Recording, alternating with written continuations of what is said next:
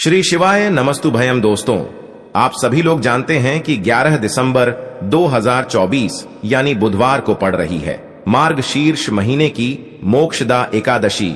और दोस्तों, यह वह मोक्षदा एकादशी है जो मार्गशीर्ष महीने में पड़ने वाली सबसे बड़ी तिथि है, क्योंकि यह बुधवार के दिन पड़ रही है और इसका बहुत ही बड़ा और विशेष महत्व होता है। पूज्य गुरु जी ने कहा है कि अगर कभी भी मौका लग जाए और मार्गशीर्ष महीने की मोक्षदा एकादशी को पड़ जाए तो आप लोगों को एक हरा मूंग वाला उपाय तो अवश्य ही करना चाहिए। इन दोनों का संयोग बहुत कम आता है और इसी के साथ में गुरु जी ने अपनी शिव पुराण कथा में बताया है कि इस दिन आपको एक हरा मूंग वाला उपाय तो आपको अवश्य ही करना चाहिए, क्योंकि ऐसा दिन पूरे साल में सिर्फ एक ही बार आता है। और दोस्तों, आप सभी लोग जानते हो कि बुधवार मोक्षदा एकादशी का अगर सबसे बड़ा कोई उपाय है तो एक हरा मूंग वाला उपाय है। तो दोस्तों, इस बुधवार मोक्षदा एकादशी के दिन आप लोगों को इस एक हरा मूंग वाला उपाय को जरूर करना है। बहुत सारे लोग होंगे जिन लोगों ने इस उपाय को ना किया हो, मतलब पूरा साल निकल गया, उन्होंने किसी भी दिन इस एक हरा मूंग वाला उपाय को ना किया हो। पर दोस्तों, आपके पास एक आखिरी मौका बचा हुआ है, जो कि 11 दिसंबर बुधवार मोक्षदा एकादशी के दिन है। तो इस दिन आप लोगों को इस वाले उपाय को जरूर कर लेना है। भले ही आपने पूरे महीने भर इस उपाय को ना किया हो, पर अगर आपने इस मार्गशीर्ष महीने के बुधवार मोक्षदा एकादशी के दिन अगर इस वाले उपाय को कर लिया तो आपको इस उपाय को करने का वह फल मिलेगा जिसकी आपने कभी कल्पना भी नहीं करी होगी। इसीलिए आप लोग इस वाले उपाय को एक बार जरूर कर लेना है, ताकि आप लोगों के हाथ से यह मौका ना जा सके और आपको इस उपाय को करने का फल मिल सके। दोस्तों, यह उपाय पंडित जी ने अपनी अभी की ही श्री शिव महापुराण की कथा में बताया है, जिस उपाय को आज हम आपको बहुत अच्छे से समझाने वाले हैं। इस वीडियो को देखने के बाद इस उपाय को समझने के लिए आपको कोई और वीडियो को देखने की जरूरत नहीं पड़ेगी। तो चलिए दोस्तों, उपाय को शुरू करते हैं। देखिए, यह इस मार्गशीर्ष महीने के बुधवार मोक्षदा एकादशी के दिन यह इतना खास होता है, इतना महत्वपूर्ण होता है। देखा गया है कभी कभी बड़े बड़े पूजा पाठ अनुष्ठान से जो मनोकामना पूर्ण नहीं होते, वह मार्गशीर्ष महीने के बुधवार मोक्षदा एकादशी के दिन एक छोटे से उपाय करने से ही आपकी मनोकामना पूर्ण हो जाती है। और बहुत सारे लोगों ने इस उपाय को किया भी है और उनको इस उपाय को करने का फल भी जरूर मिला है। अगर आप लोग भी इस उपाय को करना चाहते हैं तो आप इस उपाय को पहले अच्छे से समझ लेना, सुन लेना, उसके बाद करना। आपको इस उपाय का फल जरूर मिलेगा और इस उपाय को कर लेने से आपके घर में चाहे किसी भी प्रकार की दुख और समस्या क्यों ना चल रही हो, आपको उसका कारण भी नहीं पता है कि भाई यह समस्या किस कारण से चल रही है। उसका कुछ भी कारण हो सकता है, जैसे पितृदोष हो सकता है या किसी भी तरह का मंगल दोष भी हो सकता है। तो इस दिन आप लोगों को यह वाला उपाय कर लेना है। यह एक ऐसा उपाय है जिस उपाय को अगर किसी विशेष दिन पर किया जाए तो भाई उस विशेष दिन का जो है वह तो हमें मिलता ही मिलता है, पर हमने उस दिन पर इस उपाय को किया है तो हमें उससे भी बड़ा फल मिलता है और फल बहुत जल्दी मिलता है, क्योंकि आप इस उपाय को बहुत ही बड़े और विशेष दिन पर कर रहे हो। तो चलिए अब उपाय के बारे में बात करते हैं, लेकिन उससे पहले आप लोगों को यह जानना आवश्यक है कि आखिर यह उपाय किस समय करना है, किसको करना है और कैसे करना है। तो चलिए हम आगे आपको वीडियो में एक एक करके बता देते हैं। लेकिन उससे पहले अगर आप लोग हमारे चैनल पर पहली बार आए हैं या फिर मेरी आवाज आज पहली बार सुन रहे हैं तो हमारे चैनल को सब्सक्राइब जरूर कर लेना और इस वीडियो को लाइक करके कमेंट बॉक्स में श्री शिवाय नमस्तुभ्यम ओम नमः शिवाय जरूर टाइप कर देना। तो दोस्तों, इस एक हरा मूंग वाला उपाय को हमें इस बुधवार मोक्षदा एकादशी के दिन कैसे करना है, किसको करना है, किस समय करना है और कहां पर करना है, ये सारे सवालों के जवाब आपको इस वीडियो में मिल जाएंगे। और जो ये वीडियो देखेगा भाई, उसको एक हरा मूंग वाला उपाय जरूर करना चाहिए, क्योंकि इस दिन एक हरा मूंग का भी बहुत ही बड़ा और विशेष महत्व होता है। और जब बात आ जाए एक हरा मूंग वाला उपाय की, तो यह सोने पर सुहागा वाली बात हो जाती है और यह एक बहुत ही बड़ा उपाय हो जाता है इस बुधवार मोक्षदा एकादशी का। तो अब दोस्तों, इस एक हरा मूंग वाला उपाय को आखिर करना किसको है, सबसे पहले हम लोग वह बात जान लेते हैं। तो देखो, घर की जो बड़ी माताएं बहनें होती हैं उन माताओं बहनों में से कोई भी एक बड़ी माता बहन इस वाले उपाय को कर सकती है। और दोस्तों, अगर आप चाहे तो अपने घर में से सभी सदस्यों को भी इस उपाय को करवा सकते हैं। अगर किसी व्यक्ति की खुद की कोई मनोकामना है, खुद की कोई दुख और परेशानी है जो कि वह अपने लिए ही करना चाहता है, इस वाले उपाय को तो वह खुद अपने लिए भी कर सकता है। बाकी अगर कोई घर में से ऐसा है जो कि अपने पूरे घर परिवार की सुख और शांति के लिए यह वाला उपाय करना चाहता है, तो भाई वह भी कर सकता है। उसमें भी कोई दिक्कत वाली बात नहीं है। कहने का मतलब यह है कि इस उपाय को हर एक सदस्य भी कर सकता है और पूरे घर परिवार के सदस्य के लिए घर की बड़ी माताओं बहनों में से कोई एक माता बहन भी कर सकती है। माताएं बहनें अगर घर में उपस्थित ना हो या वह यह वाला उपाय ना कर पा रही हो, तो फिर घर का कोई बड़ा सदस्य भी इस एक हरा मूंग वाला उपाय को कर सकता है। चाहे फिर वह पुरुष ही क्यों ना हो, उसमें कोई भी दिक्कत वाली बात नहीं है।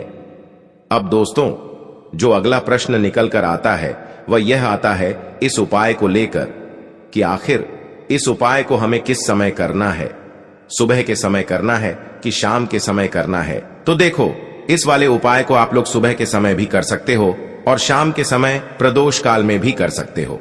अब अगर आप पूछो कि भाई सबसे उत्तम समय कौन सा रहेगा इस एक हरा मूंग वाला उपाय को करने का, तो हम आपसे बस यही कहेंगे कि इस उपाय को आप सुबह के समय करेंगे तो ज्यादा बेहतर होगा।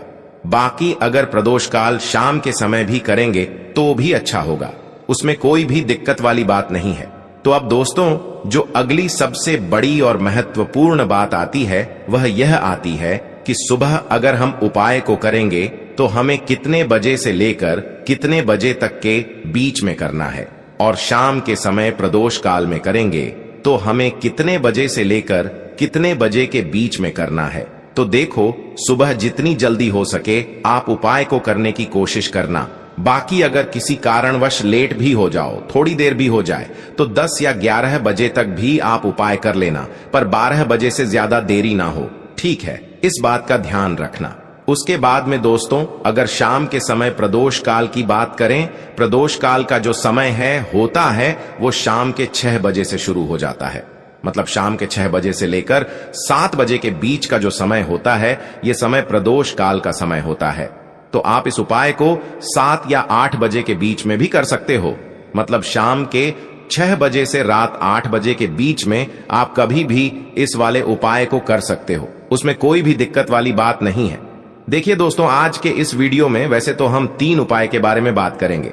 ये तीनों उपाय कल आने वाली मोक्षदा एकादशी के बारे में होंगे। देखो, मोक्षदा एकादशी खास इसलिए होती है क्योंकि अगर हो सकता है आपके घर के जो बच्चे हैं उनको किसी कार्य में सफलता नहीं मिल रही हो, पढ़ने लिखने में वह कमजोर हो, किसी भी कार्य में विजयता प्राप्त करनी हो, तो यह मोक्षदा एकादशी बहुत ही ज्यादा खास होती है और इसीलिए इन मौके को आपको गया गवाना भी नहीं चाहिए। आज के इस पूरे वीडियो में 3 उपाय होंगे। ये तीनों उपाय पूज्य गुरुदेव की ही कथा सुन करके समझ करके समझाने का प्रयास करूंगा। देखिए, जब एकादशी गुरुवार को आती है तो बहुत ज्यादा महत्व बढ़ जाता है, लेकिन जब एकादशी बुधवार को आती है, और बुधवार को कौन सी एकादशी? मोक्षदा एकादशी जी। बुधवार का दिन ही बुद्धि ज्ञान विवेक के प्रदायक देव बृहस्पति देव का होता है, और साथ ही साथ अगर आप बुधवार के दिन यह मोक्षदा एकादशी हो जाती है ना, तो बहुत ही शुभ योग बन जाता है, और इसीलिए इन शुभ योगों में आपको शुभ उपाय करना है। देखो, तीनों उपाय जानने से पहले आपसे रिक्वेस्ट करता हूं, चैनल पर अगर पहली बार आप आए हो तो चैनल को जरूर सब्सक्राइब करना। देखिए, हम एक एक करते हुए उपायों के बारे में समझेंगे। सबसे पहला उपाय, यह उपाय मात्र एक हरे मूंग से हो जाएगा। मात्र एक हरे मूंग से बुधवार का दिन है। बुधवार के दिन अगर आप हरे हरी चीजों का उपाय करते हैं, बुधवार के दिन हरी चीजों का उपाय करने मात्र से बुध ग्रह मजबूत हो जाता है, और यह उपाय इस मोक्षदा एकादशी पर आपके जीवन में बुद्धि ज्ञान विवेक की प्राप्ति हो, इसलिए आपको करना है। विशेषकर अगर आपके घर के जो बच्चे हैं जिन्हें सफलता नहीं मिल पा रही है या पढ़ने लिखने में वो कमजोर हैं, तो उनको ये उपाय आपको करवाना है। देखो, एक हरा मूंग लेना है, ठीक है? देखो, सामग्री समझ लो। पहले एक हरा मूंग और एक तांबे के पात्र के अंदर जल, बस ये 2 चीज लेना है। इसके अलावा आपको कुछ भी चीज नहीं लेना है। अब 11 दिसंबर को सुबह से लेकर के संध्या तक यानी कि सूर्यास्त के पहले पहले तक आप ये उपाय कर सकते हैं। करना क्या है, बहुत ज्यादा आसान उपाय है। आपको यह दोनों सामग्री लेकर के बेलपत्र के पेड़ के वहां पर जाना है। घर में बेलपत्र का पेड़ हो, पौधा हो, तो वहां पर आप यह उपाय कर सकते हैं। नहीं तो मंदिर में जाकर के भी आप यह उपाय कर सकते हैं। एक हरा मूंग खंडित नहीं होना चाहिए, ठीक है। बेलपत्र के पेड़ के वहां पर आप जाएंगे और उसके बाद आपको क्या करना है, वहां पर कोई भी कंकर हो उसे शंकर मानना है, यानी कि कंकर को भगवान शिव का रूप आपको मानना है। देखो देख, ये प्राण प्रतिष्ठित नहीं है, लेकिन फिर भी आप कंकर को शिवलिंग मान सकते हैं, ठीक है। यहां पर पूज्य गुरुदेव ने स्पष्ट रूप से बोला है, अगर बेलपत्र के पेड़ के नीचे ही भगवान शिव की स्थापना किसी ने करी हो, ठीक है, या प्राण प्रतिष्ठित शिवलिंग है, तो वहां पर भी आप ये उपाय कर सकते हैं। नहीं है बेलपत्र के पेड़ के नीचे कोई भी शिवलिंग, तो आप कंकर को शिवलिंग मान करके आप ये उपाय कर सकते हैं। आपका मुख होना चाहिए उत्तर दिशा की तरफ, और आप क्या करेंगे, जो कंकर है उन्हीं के ऊपर, उन्हें शिव मान करके उनके ऊपर मात्र एक हरा मूंग का दाना आपको अर्पित करना है। बुद्धि ज्ञान विवेक की प्राप्ति हो और बुद्धेश्वर महादेव का आप स्मरण कर सकते हैं। बुद्ध ईश्वर महादेव, बुद्धेश्वर महादेव का स्मरण करना ना है।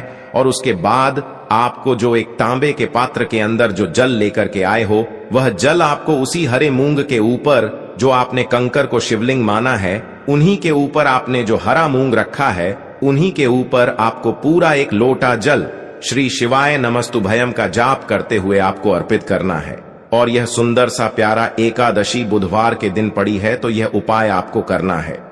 देखिए दोस्तों, यह उपाय बहुत ज्यादा खास है, इसलिए हमने आपको बताया है।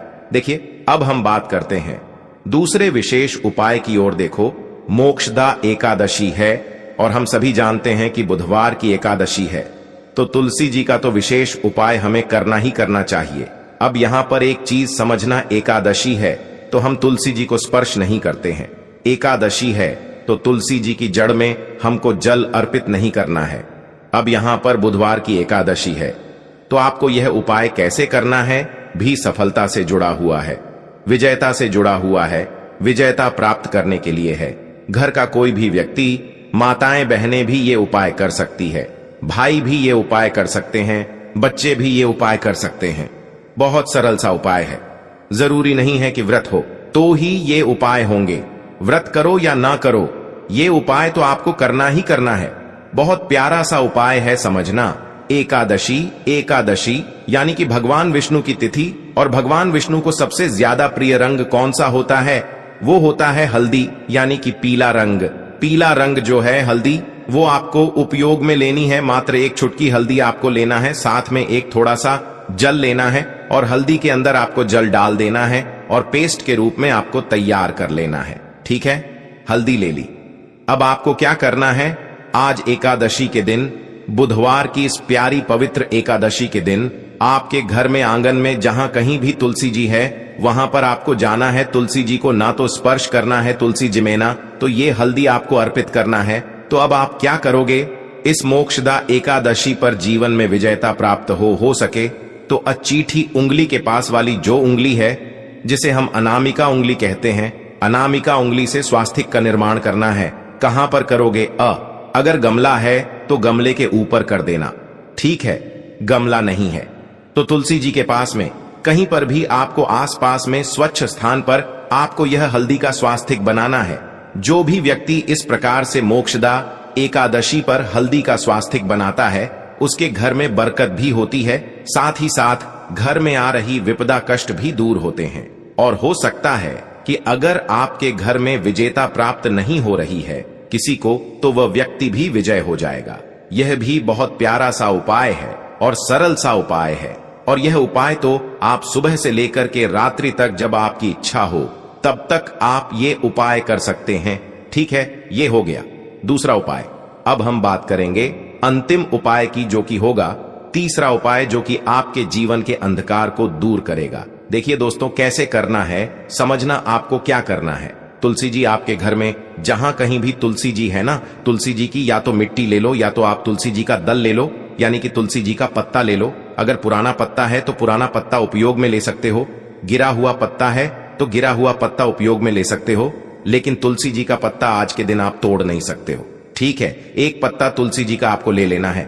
ठीक है, साथ में जो मिट्टी है, अगर मिट्टी लेना चाहो तो मिट्टी ले लो, तुलसी जी का पत्ता लेना चाहो तो वो ले लो। ठीक है, साथ में एक चुटकी हल्दी लेना है।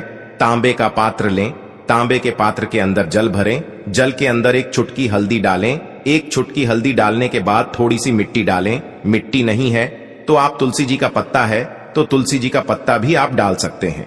ठीक है, अब यह उपाय करने से पहले एक चीज समझना, आपके घर के द्वार खुले हुए होने चाहिए। ठीक है, आपका घर का जो मंदिर का द्वार है वो भी खुला हुआ होना चाहिए, हो सके तो जो भी व्यक्ति, अगर सभी व्यक्ति घर में होंगे तो बहुत ही अच्छी बात है। करना क्या है, इस जल का छिटका आपको पूरे घर में इस मोक्षदा एकादशी पर करना है।